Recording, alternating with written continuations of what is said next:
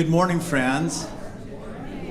You ready to do some singing? We're going to start out this morning with hymn number 1020 out of the Teal hymn book, Whoa Ya Ya. I invite you to rise and let's sing together. Don't be intimidated by a made-up word. Whoa ya ya, and then at the end it's whoa ya ya yee ya ya. Whoa ya ya yee ya ya, whoa ya ya yee ya ya. Or any derivation of that you want to sing. Uh-huh.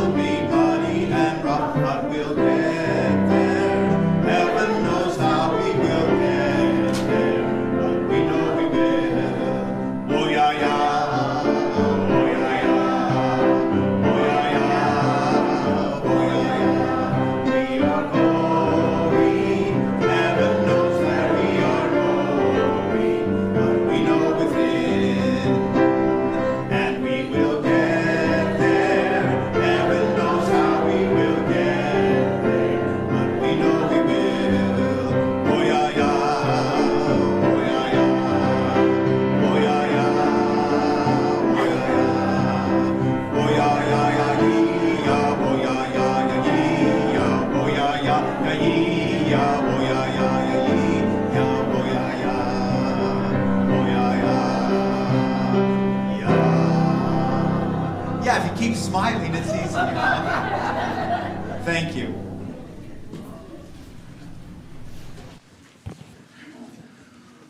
Woyaya, yee-ya, yay. Welcome to the Olympia Unitarian Universalist Congregation.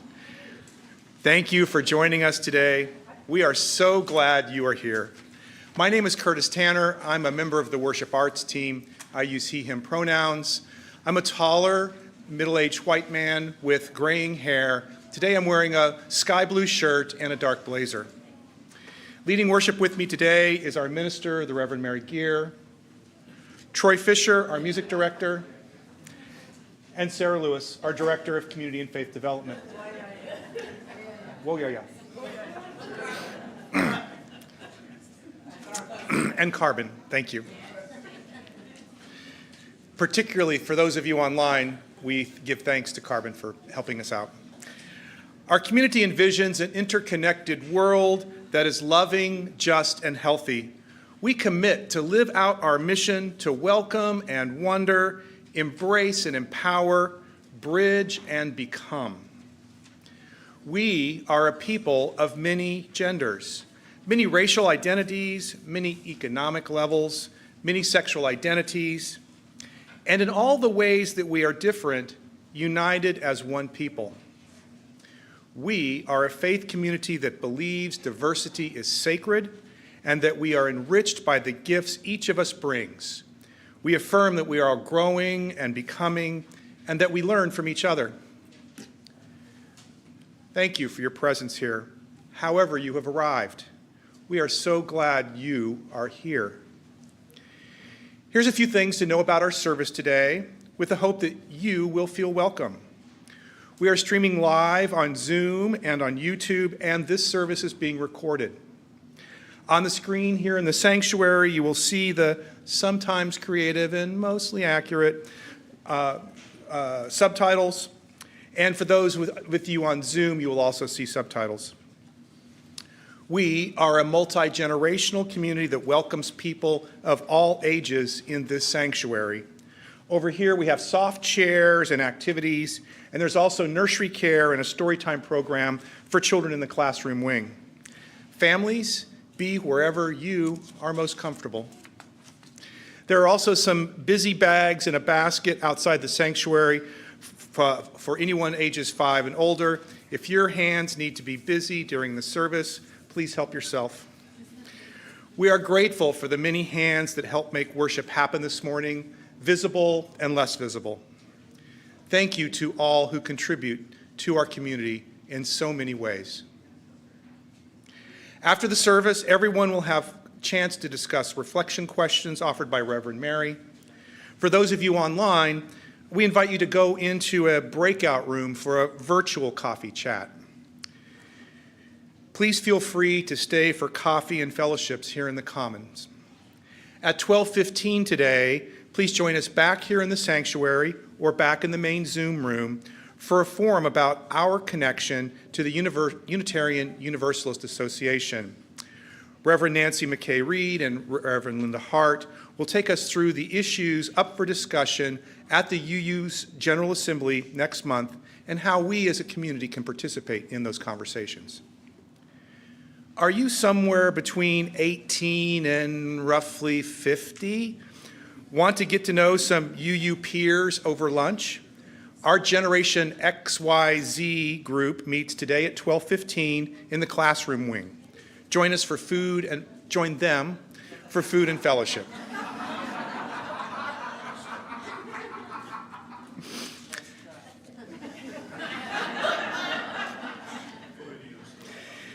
Next Sunday, moving on, it is a question box service in which Reverend Mary explores our theological questions, your theological questions. Reverend Mary welcomes questions in advance, so you can send them to her at her email address, minister@ouuc.org, and of course there'll be a physical box here for those of you in person. What's on your mind as we practice awakening curiosity this month here at OUUC? All right, last night, about 120 OUUs, friends, special guests, gathered for the live auction and dinner at the Ashho Cultural Community Center.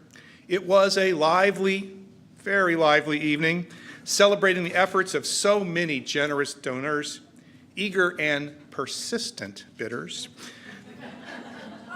There was some persistence. The dedicated auction team, and the committed volunteers and staff. Thanks to all for leading with love. We're still doing the math, and the online auction is still open, so come next week for the totals. But here's a little bit of good news.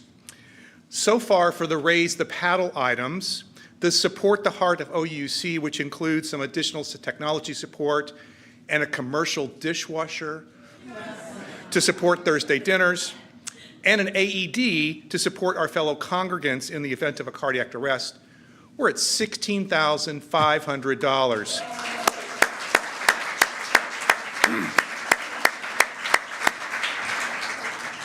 Of equal excitement and importance is we've raised $13,500 for the Legal Immigration Services of Olympia.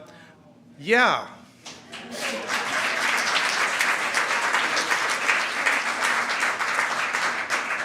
LISO is a local nonprofit dedicated to providing free, high-quality legal services to immigrants in detention. And the fun's not over yet. Bidding on items in the online auction is open until 5 p.m.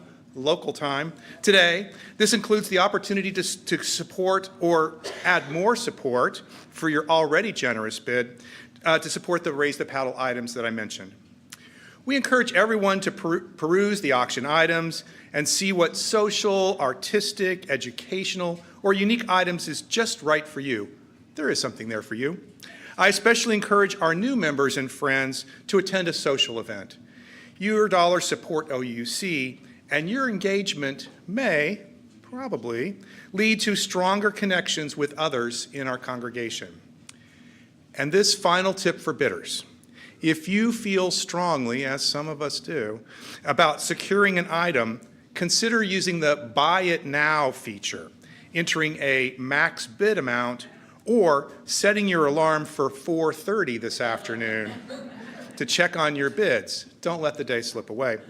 There is always a lot of action in the final minutes, lots of action, and you don't want to miss out on the item that's just right for you. Okay, there are so many things happening at OUUC. Check out the Tuesday electronic update or the website for the most up-to-date information. Now, As we enter into this time of worship, I invite you to open your minds and your heart to the possibility of transformation in this gathered community. It is good to be together.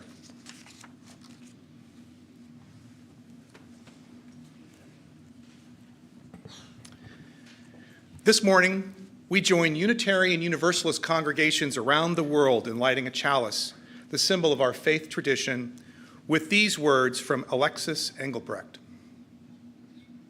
Welcome to this community of seekers, of questioners, of those open to the revelation that comes from experiences with one another and with the Spirit of life.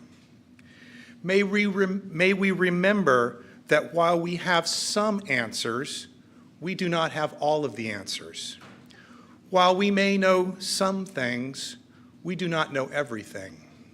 And while we have lived, others have experiences very different from our own. Welcome. Welcome to this community full of questions and possibilities.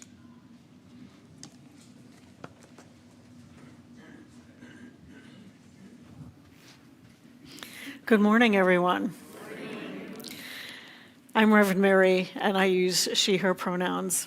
I am a white woman in my 60s with short, curly hair on its way from brown to silver. I wear glasses, and today I have on a black dress filled with pride hearts and an ordination stole that has a river, a cardinal, and a chalice on it. Our opening words this morning are offered by the Reverend Margaret Weiss. The church is not a place, it's a people.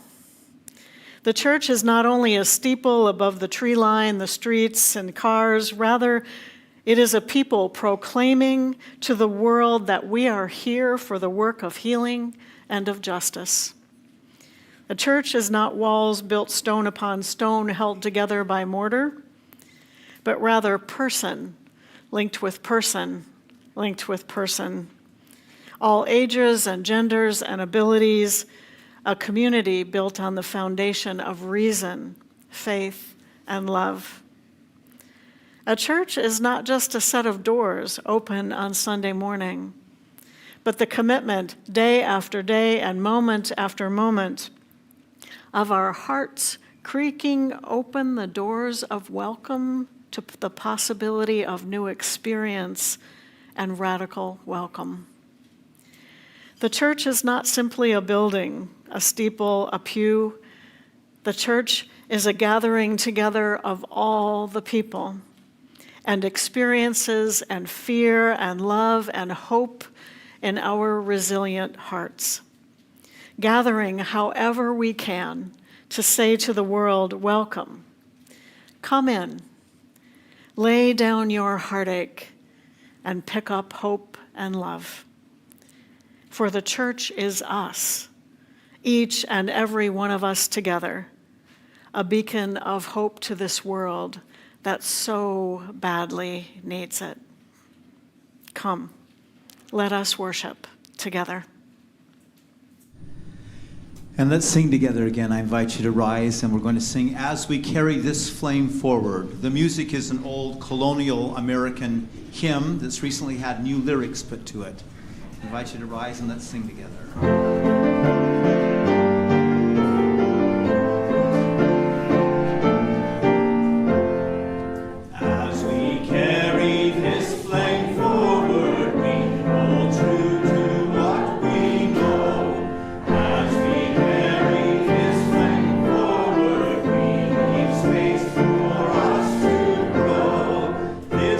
Represents a place where all are valued, all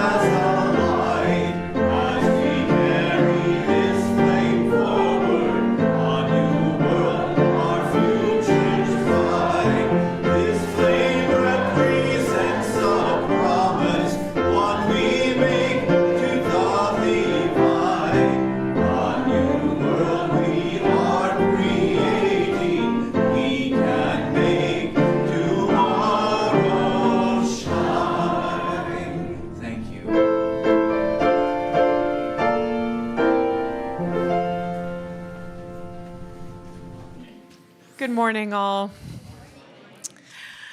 So for today's story, I want to tell you about Theodore Parker, a famous Unitarian. He began life as a Lexington farm boy, went on to become a Unitarian minister, and by the time of his death, he had one of the largest collections of books in the nation, which he donated to the Boston Public Library. But for Parker, learning wasn't just for learning's sake. He was passionate about bringing his whole self, everything he knew and everything he thought, to many different causes. He was a minister, a preacher, a reformer, a politicker, a correspondent with people all around the world. He was very busy. On one day that he described in his journal, he started off the day with various matters of business, finished writing a sermon, and then had 7 unexpected visitors come by one after another with all sorts of interesting things that he wanted to engage with. In the midst of this big life, though, what we mostly remember Parker for are 2 things, besides another, which was that he was a very skilled orator. Believe it or not, in this time period, going to listen to people give long speeches was a popular form of entertainment. And Parker served as minister to the 28th Congregational Society of Boston, which had a membership of 7,000 and would attract 2,000 people on a Sunday to hear him preach. He must have been good at it. But the main things we remember him for are as a spokesman for transcendentalism and as an abolitionist who worked for the end of slavery. Now, as a spokesman for transcendentalism, he explained transcendentalism in ways that we still listen to today. Transcendentalism was a philosophy that became popular with many of the second generation of Unitarians in America. And it emphasized the direct personal experience of the divine and de-emphasized biblical scripture, the miracle stories of Jesus, and the traditions of the church. In 1841, Parker gave an important sermon called The Transient and the Permanent in Christianity, which laid out the philosophy of transcendentalism in ways that we still find very useful today. But he also earned some frenemies at best with the more conservative Unitarians of Boston, who found his theology, his politics, and his style distasteful and frightening.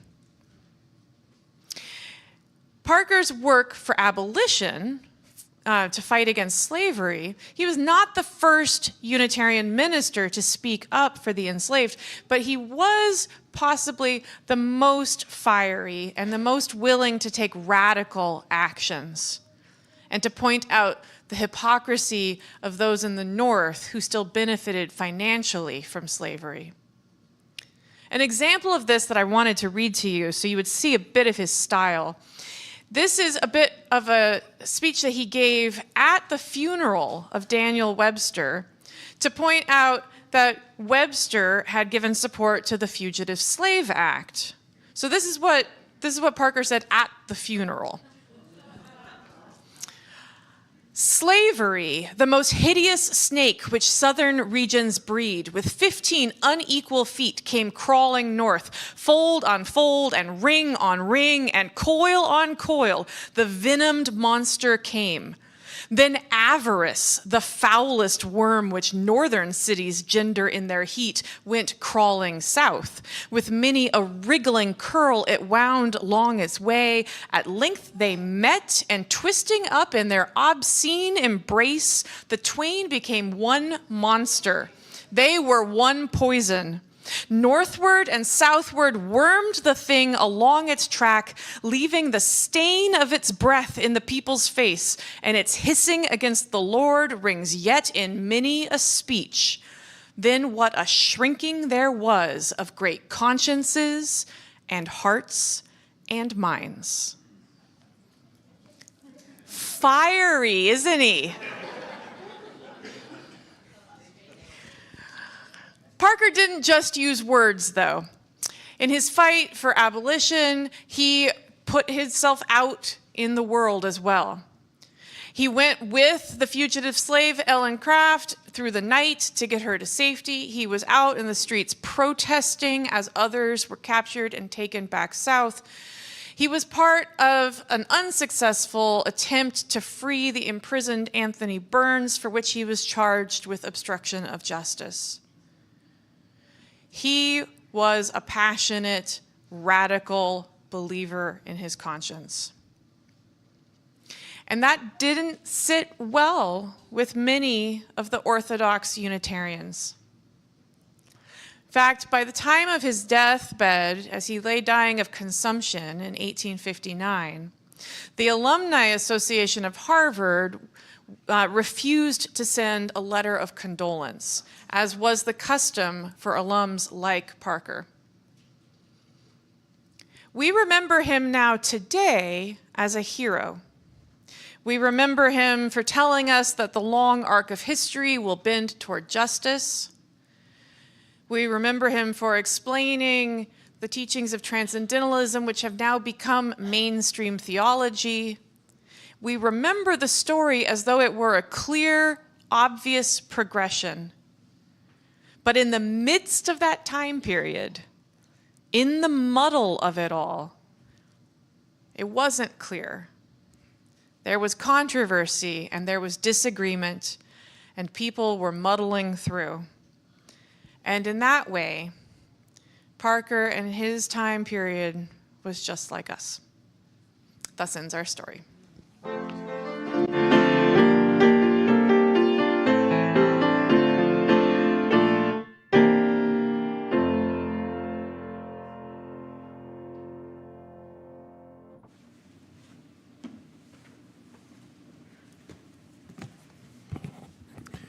Each Sunday, we engage in the spiritual practices of generosity and gratitude by joining together in service to our community and to something greater than ourselves.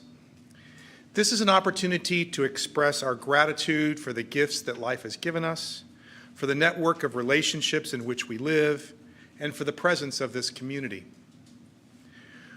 We each have the power to share, and we combine our gifts to create an offering. Together, we are able to do more than any of us can do alone. If you are new or visiting us for the first time, you are our guest, and we do not expect you to contribute. However, if you are moved to be part of our offering, whatever you share will be accepted with gratitude. The offering here does two things. Half helps support the ongoing work of our congregation, which is also supported by your regular pledges. Thank you. The other half goes to charity. Most is shared with an organization which serves our community in harmony with our Unitarian Universalist values, and a small portion goes to the OUUC Ministers Benevolence Fund to support the more urgent needs here in our community. For the months of March and April, our Share the Plate partner was POWER, which stands for Parents Organizing for Welfare and Economic Rights. This organization of low-income parents and allies advocate for a strong social safety net while working towards a world where the devastation of poverty has been eradicated. Our generosity allowed us to send $4,393.90 to POWER and $627.70 to the Ministers Fund. Thank you.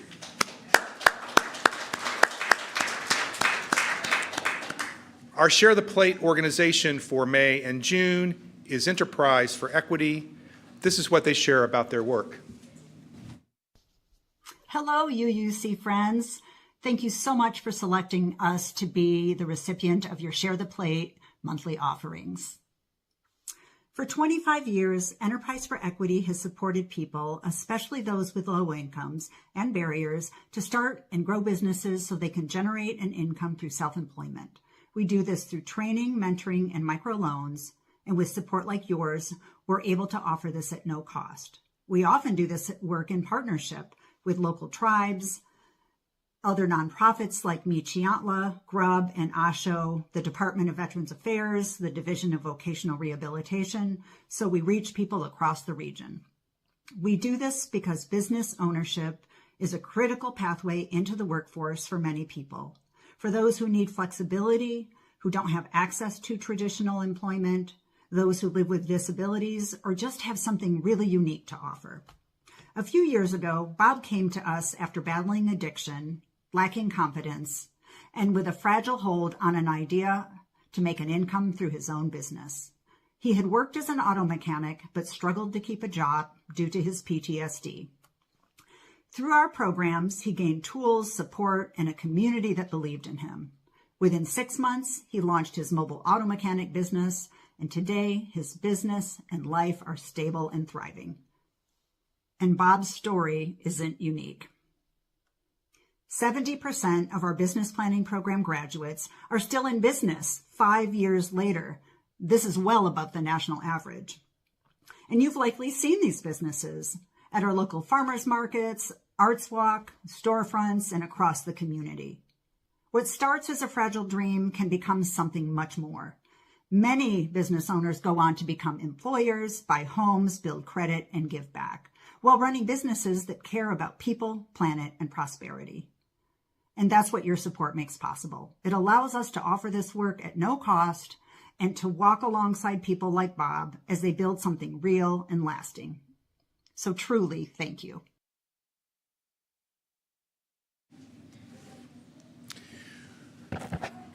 We offer thanks to all who give, including those of you who give online. You can find out about that in the order of service or in the OUUC website. May the offering now be generously given as it is gratefully received.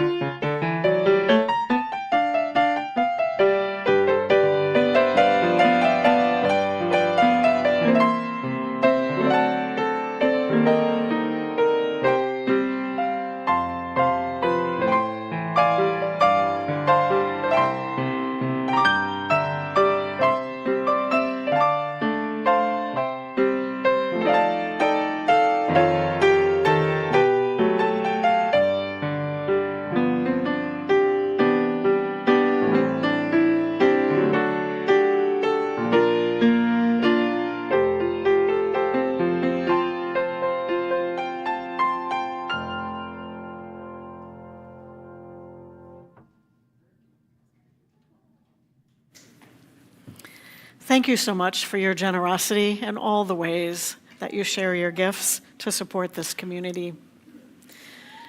When we gather on Sundays, we do what humans have done for all of our existence. We gather in times of celebration and joy, and in times of worry and fear. We come into this community this morning bringing all that's on our minds and in our hearts and in our world. And so let's open our hearts to the complexity of life as we place stones in the water of community. We'll hear a drum beat. I invite you to allow its resonance into your body. It's the heartbeat of life, the heartbeat of our community. Let's take a deep breath together.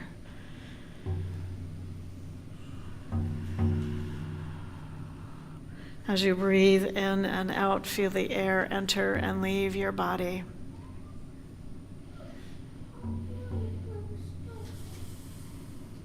Feel the earth, Mother Earth, solid beneath us. Feel the warmth of connection.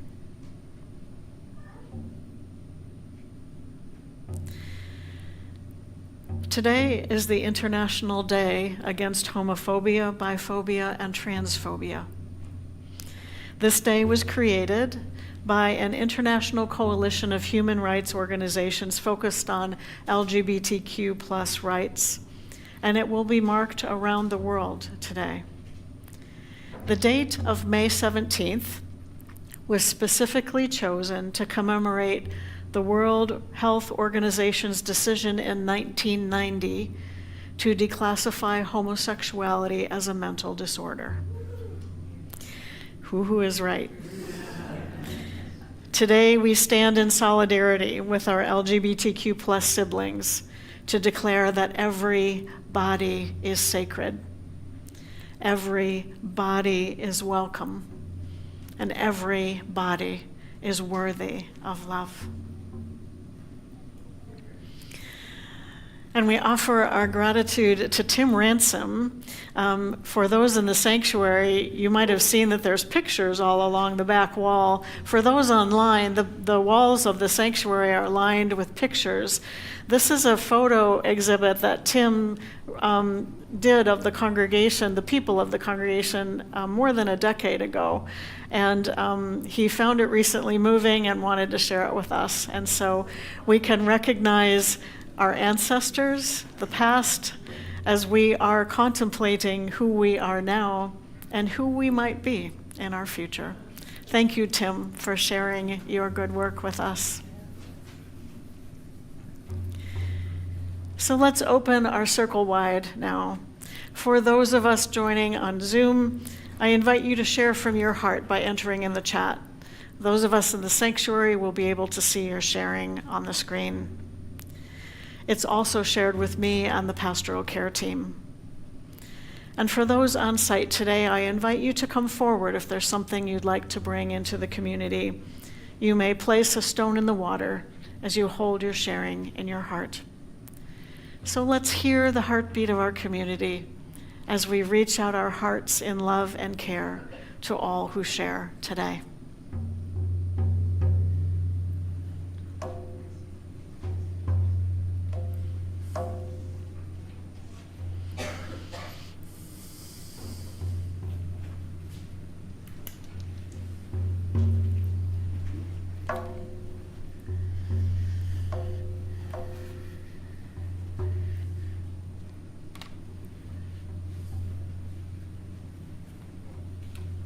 Grandkid on the left.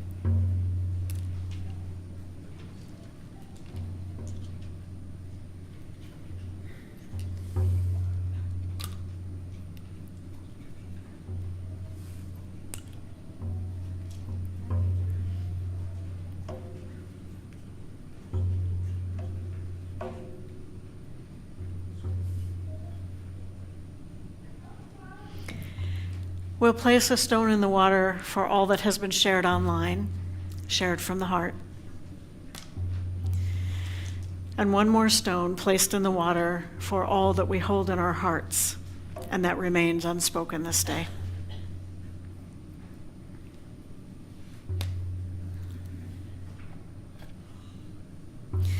We hold together all that has been shared. May you feel yourself witnessed. May you know that you are loved.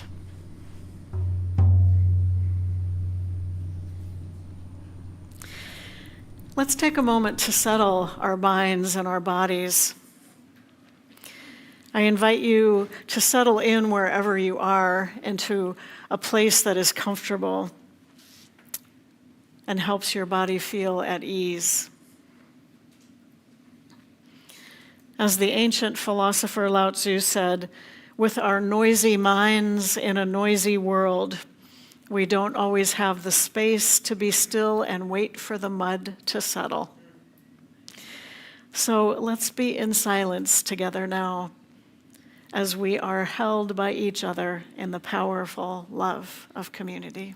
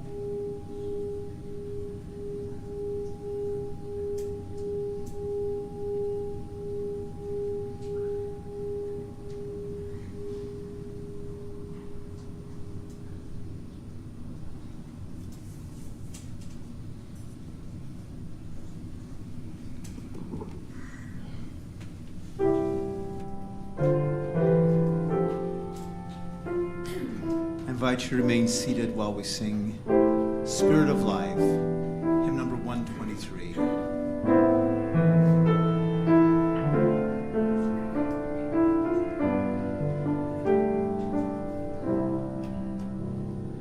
Spirit of life, come to me, sing in my heart all the stirrings of compassion. Oh, in the wind, rise in the sea, move in the hand, giving life the shape of justice. Roots hold me close, wings set me free. Spirit of light, come to me, come to me.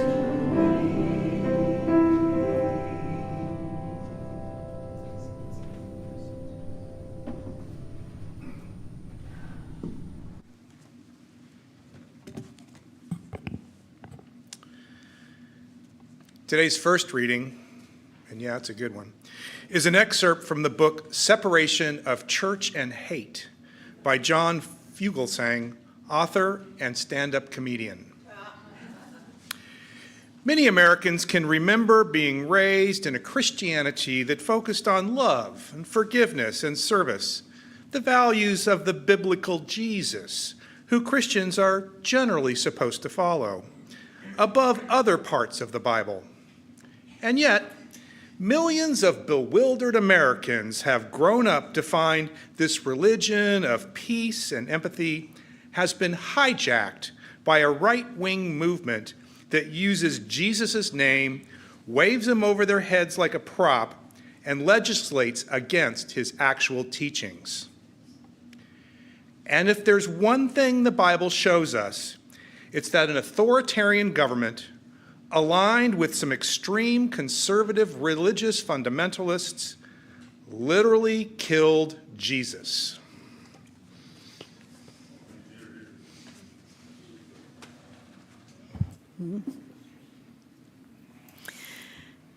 Part 1, the church now. So since the 1990s, the word on the street, and pretty much everywhere, is that religion is in decline. The numbers show that millions of people have left organized religion. Polls tell us that younger people are less likely to be involved in religious organizations, so they are not joining churches. A common topic of conversation among religious professionals of progressive denominations like Unitarian Universalism is how to engage young people and young families so that our communities can thrive into the future.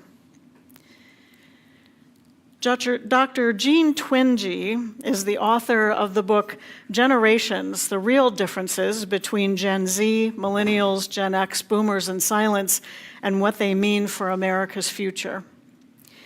Based on her analysis of 90 years of data from 39 million people, she says that technological advancements shape the generations, their personalities, attitudes, and behaviors, not historical events, as has often been put forward. She defines technological advancements very broadly as everything from automobiles to labor-saving devices like electric washing machines and dryers to reliable birth control to iPhones. Now, Twenge says that there are 6 generations in the US now, from the Silents, who were born between 1929 and 1945, through the Boomers, Gen X, Millennials, and Gen Z. The newest generation, born since 2013 to now, Twenge names the Polars to reflect the polarization of America that they are growing up in now, and the melting of the polar ice caps. And it's entirely possible that there is a new generation that is beginning as we enter the age of artificial intelligence. Twenge studies the differences between generations across a whole range of things: work and family and outlook on life and sexuality and religion. And you'll probably not be surprised to hear that someone from the silent generation is more likely to be part of a faith community than someone from any other generation, and the millennials and Gen Zs are the least likely to join a congregation. Twenge predicts that the decline in church attendance and religious affiliation will continue for future generations. Now, there are many reasons for the decline in religion, and I have heard many of them when I speak to people who find Unitarian Universalism and our faith community as they are looking for a different kind of faith community.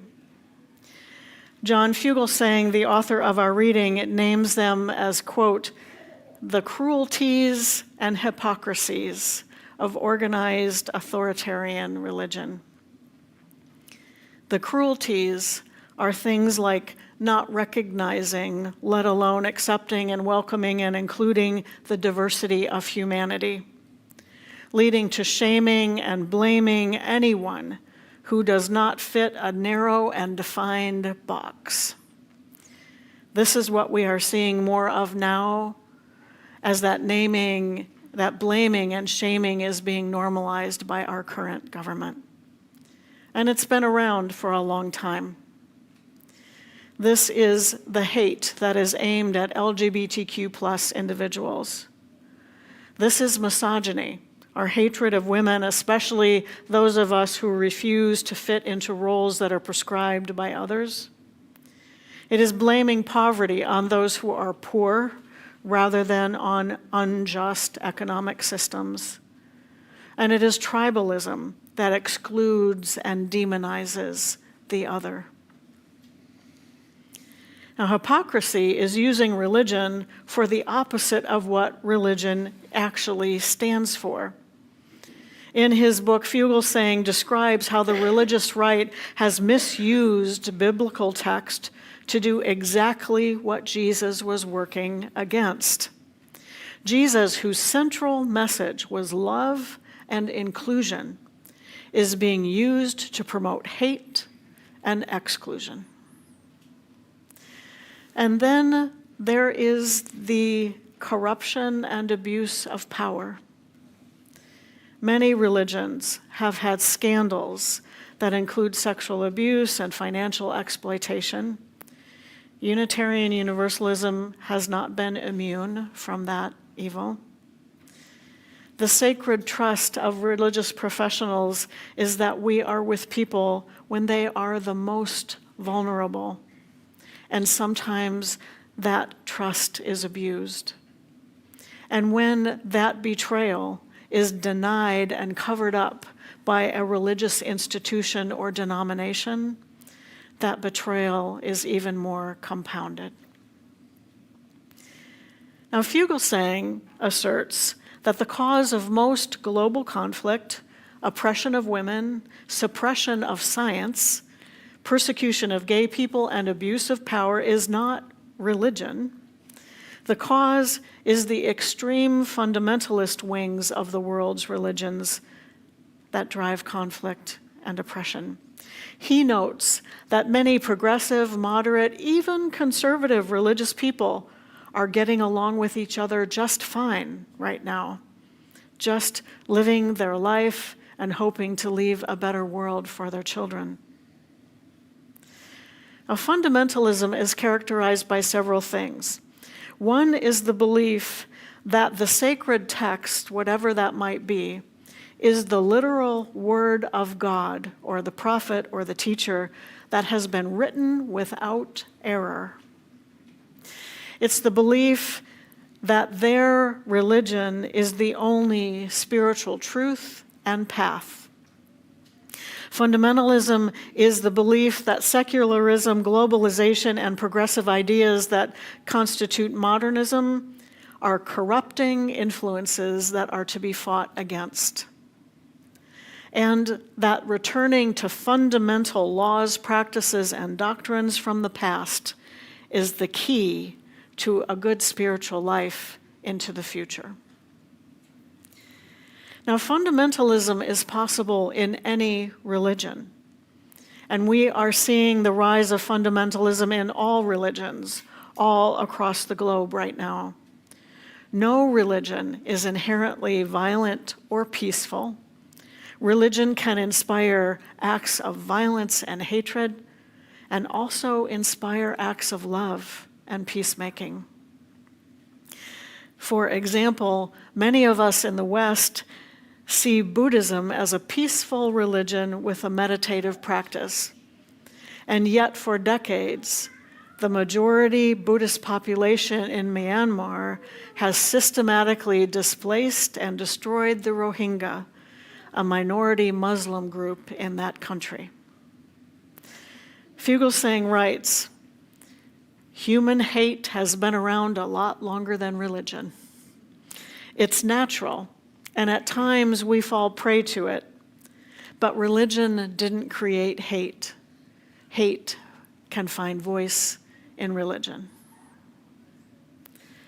So this is the picture of religion that many of us have experienced and seen portrayed in our lifetime. Is it any wonder that people have left religious institutions? However, things seem to be shifting just a bit. A new Pew Research Center survey that came out just a few days ago shows that 37% of people in the U.S. say that religion is gaining influence in American life. And this is the highest that percentage has been since 2002. And it's gone up 19 points in the last 2 years. Some people think this is a good thing, and some people are alarmed by this. I'll say more about that in part 2. Last week, New York Times reporter Lauren Jackson was interviewed on a podcast titled, "Why More Americans Are Seeking Religion." She shared her reporting on what she calls a renewed curiosity about religion. She claims that the decline in religion leveled off with the pandemic. Now, one reason is that the pandemic was a major rupture in our lives, and it forced us to face death and mortality. It was all around us and in the news during that time. It was also a time of incredible uncertainty and fear. And so many of us were asking, what can I hold on to? What can I count on? Where can I find hope? And some people sought religious community. The pandemic also gave us time and opportunity to examine how we were living and if it was working for us. And a lot of people decided that it wasn't, and they made changes. And just the fact of asking those big questions brings religion into the mix. And last, the pandemic showed us that we need community. Jackson said, when things go wrong, when people get sick, when something really hard happens, many people I talk to are looking for connection and community that they're just not finding in comments online. They want a meal train. They want to give and receive really tactile, meaningful care. And they're looking for spaces that can offer that. So we humans have a longing for the support of a community and the impulse to ask big questions about purpose and meaning. And that longing is awakening a new curiosity about religion now. So even though it comes with the human messiness of building an inclusive community and the baggage of flawed institutions, maybe religious communities might have something to offer.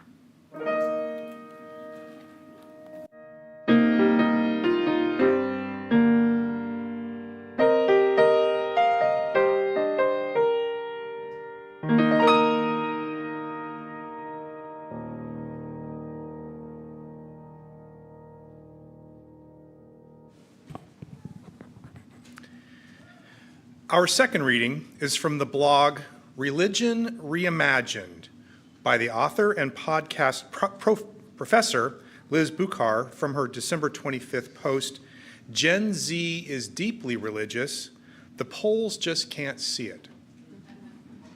For context, Gen Z refers to people born between 1997 and 2012, so they are now roughly ages 14 to 29. I was born in 1962, which puts me in the boomer box.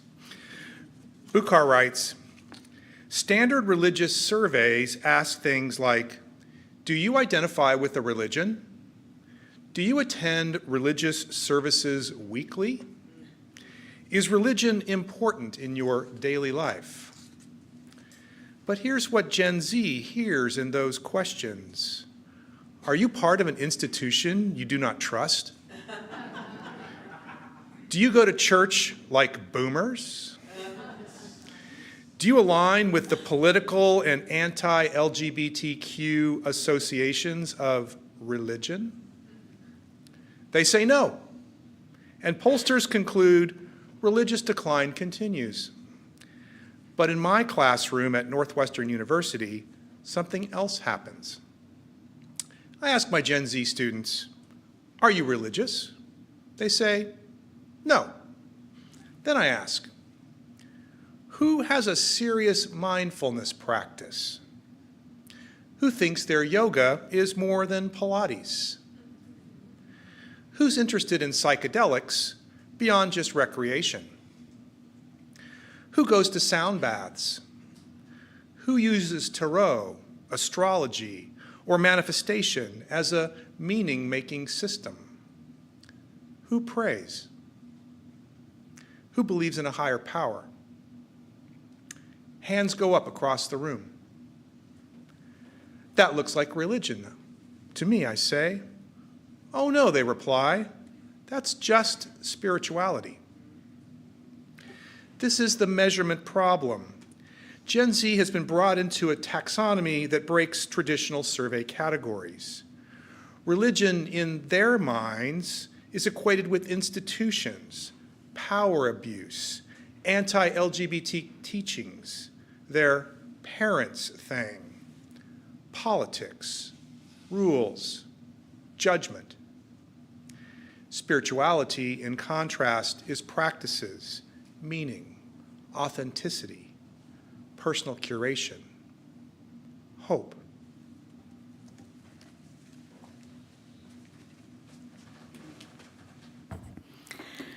Part 2, the future of church. The author of our reading, Dr. Liz Buchar, asserts that while organized religion may have been in decline, quote, religion isn't going anywhere. And the predictions of its decline have been greatly exaggerated, especially if we think about religion outside of religious institutions, end quote. We are still humans, longing for the support of a community and the impulse to ask big questions about purpose and meaning. And so many of us have become spiritual but not religious. As New York Times reporter Lauren Jackson put it, while we had all this data that millions of people have left American religion, it was so clear to me that people were looking for an outlet for their beliefs. So some people have found replacements for religious community in the form of things like meaningful work, political and social activism, astrology and tarot, fitness regimens like yoga, connection with nature, and spiritual practices like prayer and meditation. But Dr. Buchar claims, and I agree with her, that we lose something when we separate the rituals and techniques of religion from their religious context. She says, the context is the content. Every spiritual practice is grounded in metaphysics, cosmology, and ethics. In other words, every spiritual practice comes from a religious tradition that has a way of examining the nature of reality and existence, the question of why we are here. It has an origin story that includes a story of change and fate, the how did we come to be here question. And it offers guidance about moral principles and human conduct. That's the how should we live question. So Buchar writes, what gets left behind when we extract practices from their context? Commitment, obligation, community that makes demands on you, the sense that your practice is bound up with other people's lives and not just your own nervous system. Buchar continues, I think we, the spiritual but not religious and the non-religiously affiliated, have some self-examination to do. We left religion or never joined, but we forgot to build community institutions. We forgot to think about how to translate individual spiritual pursuits into collective action. We forgot or maybe decided that spirituality and politics don't mix. But our politics affects our spiritual lives. Shouldn't our spiritual lives affect our politics? So Buchar says that she is not religious, at least not in the conventional sense, and she engages in many spiritual practices. She is one of those people wrestling with the reality that religion is gaining influence in American life right now. She and other people are concerned about the renewal of religious interest because they believe that religion is the Christian fundamentalism that has been politically active for decades now, or the Christian nationalism that is reemerging now. What else could religion be? And this wrestling with what is religion is not new. It was in Reverend Sarah's story. On May 19th, 1841, in Boston, Massachusetts, the Reverend Theodore Parker delivered an ordination sermon titled The Transient and the Permanent in Christianity. And in this sermon, Parker preached the radical idea that the words in the Bible were human interpretations and stories that were prone to error. Ooh. That Jesus was a human who could not perform miracles, that humans could have a direct experience of the divine, and that the forms and practices and doctrines were transient and would change over time. He described them like clouds that would float away. What was permanent, according to Parker, was the divine life of the soul, love to God and love to man. That's man with a capital M. By the divine life of the soul, Parker meant a life lived with compassion, a life lived with moral integrity toward truth and justice, and a deep spiritual connection to something greater than us. Essentially, what Parker said was that what was permanent was ethical living and love. 185 years ago, Parker pointed us toward love at the center. Now, Reverend Sarah's story noted that Parker had religious and social ideas that put him at odds with the more conservative Unitarians of Boston. He challenged what we might now call the fundamentalist Unitarians, and he offered our faith a new, broader perspective. So controversy about the role and purpose of religion is not new. It's part of our heritage as a denomination and as humans. I think we are in a time when people are more curious about religion, in part because of the rise of authoritarianism in politics and religion. People notice the messages about religion in the media now, and they say, "Ooh, not that. I don't believe those things. But what do I believe?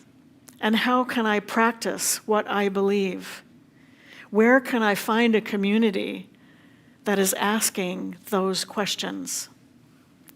And if Twenge's model of generations is right, we may be on the verge of another generation that is defined by the influence of artificial intelligence.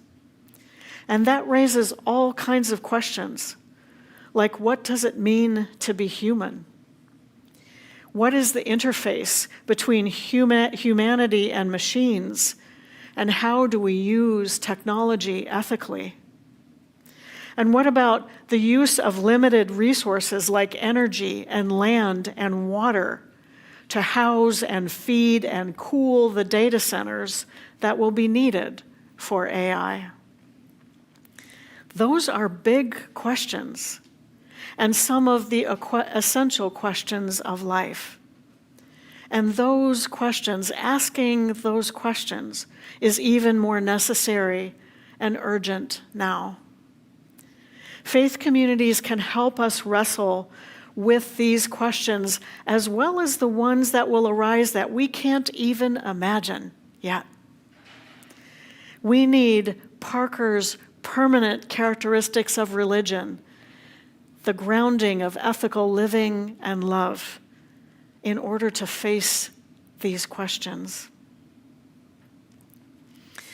I was raised in a progressive Lutheran family and found Unitarian Universalism in the 1990s when we lived in a very politically conservative area. I wanted a faith community. I missed the sense of ritual and belonging from a church of my childhood, although I didn't buy the theology anymore. And I longed for a place that would support my questions and help me keep my moral compass. And a UU church was the only place where my atheist husband from a Catholic family and I could both be comfortable in the same place. We have been part of a UU community ever since, and we are so very grateful for all the congregations we have been a part of, including this one. Now, I can't tell you what the physical structure of churches or denominational organizations will look like in the future. I don't have a crystal ball any more than you do. These things are changing now along with so much else in our lives. Congregations are sharing space or have no space at all and are all online. There is a lot of experimentation that is happening now in community, in religious community, as well as other things. What I do know is that we will continue to need faith communities of some kind, in some form, in the future. We will still be humans with a longing for the support of community and the impulse to ask big questions about purpose and meaning. We will still need a context for the rituals and spiritual practices that sustain us. And we will still need a place to work with others to put our values and our faith into action. As Reverend Margaret Weiss said in our opening words, the church is not a place, it is a people. The church is a gathering together of all the people and experiences and fear and love and hope in our resilient hearts, gathering however we can to say to the world, welcome, come in, lay down your heartache, pick up hope and love. For the church is us, each and every one of us together, a beacon of hope in this world that so sorely needs it. The church is us, and its future is in our hands. In her sermon on May 3rd, Reverend Sarah had some great suggestions about how to share the good news of Unitarian Universalism and our faith community. So I invite you to be brave and share our good news. Tell the story of who you are here, how you came here, and what you find here. Tell the story of a faith tradition that values everybody, that encourages doubt and exploration, and that asks us to bring our values into the world, a world that so badly needs us. We need each other, and we are wrestling with some big questions about our future as we live as a people in an interdependent world. Thank you for making this a flourishing church community, both now and into the future. Let's sing together, shall we? Rise in body and our spirit, and let's sing together hymn number 1028 out of the Teal Hymn Book, The Fire of Commitment.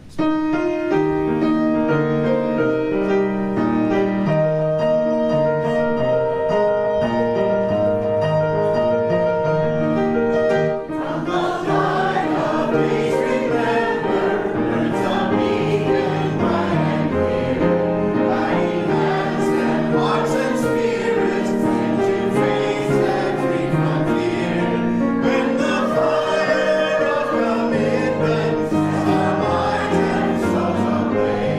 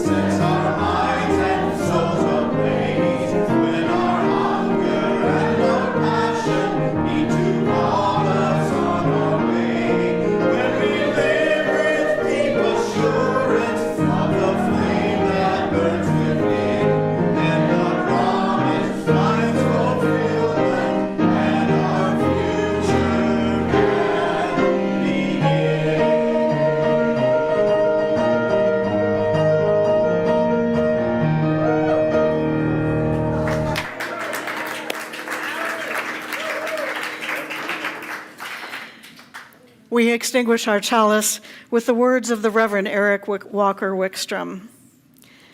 If you are the person who you were, and if the person next to you is the person they were, if none of us have changed since the day we came in here, we have failed. The purpose of this community, of any church, temple, zendo, mosque, is to help people grow. So may you go forth from here this morning, not who you were, but who you could be. So may we all. May you go with joy, go with commitment, go with love.